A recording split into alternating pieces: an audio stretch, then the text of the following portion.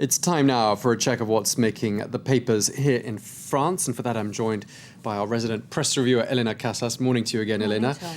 Now, it's the economy that looks like it's capturing the imagination of most journalists here in France today.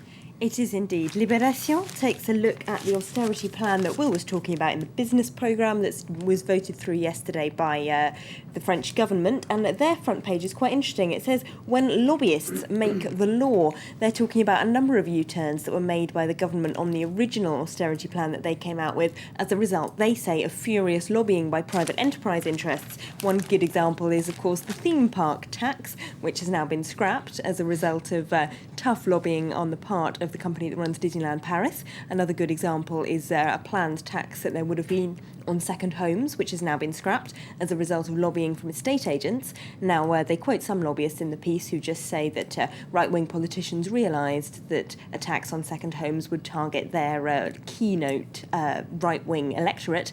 What the politicians quoted, of course, deny that lobbying had any influence at all on their decision-making. But the paper has a very strongly worded editorial in which they say that it's a worrying trend of government falling into the hands of private enterprises all around the world, that it's highly undemocratic and that it needs to be put a stop to.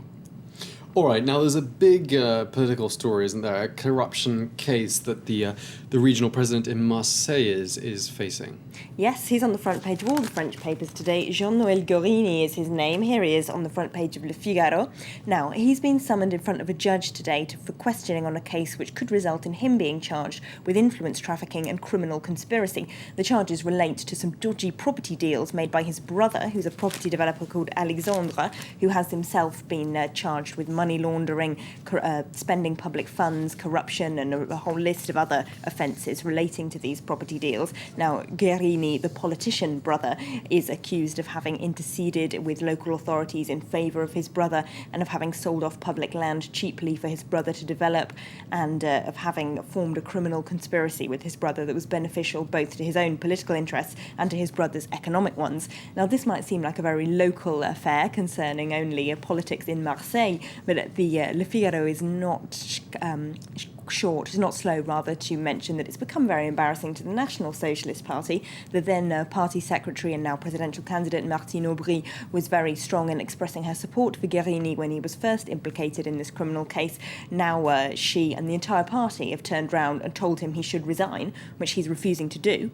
So the paper, Le Figaro, of course, quite a white-ring paper, keen to emphasise any embarrassment to the Socialist Party, and they say this is looking very bad for them as they run up to their presidential primary.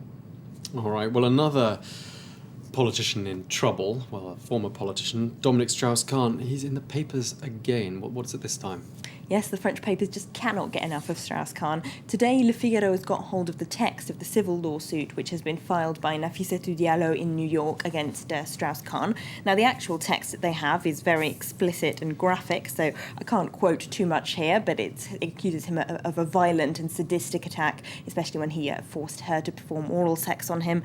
It claims that when it comes to court, Ms. Diallo is going to present a lot of evidence that we haven't seen yet that points to Strauss-Kahn's guilt, including testimony from a number of other women, including women assaulted by him in hotel rooms around the world, women who were former colleagues who felt themselves forced to sleep with him because of his position of power, women assaulted by him in his Paris apartments. So we could be hearing from a number of other possible victims in this upcoming hearing. And of course, the burden of proof here is much lower than it would be in a criminal case. The jury just has to decide that it's more likely than not that he did commit the crime. So the paper says she could be in line for some quite heavy damages from Strauss-Kahn. All right, so we've by no means heard the end of that. So, of course, Dominique Strauss-Kahn was back at the weekend, back here in France, and the papers were leading then with the end of the nightmare. But what you're showing here is perhaps it's just the end of one nightmare and the beginning of another. Yep, So. there's another couple of court cases against him, so we won't stop hearing about him anytime soon, I don't think. All right, Elena Casas, thank you very much indeed for bringing us up to date.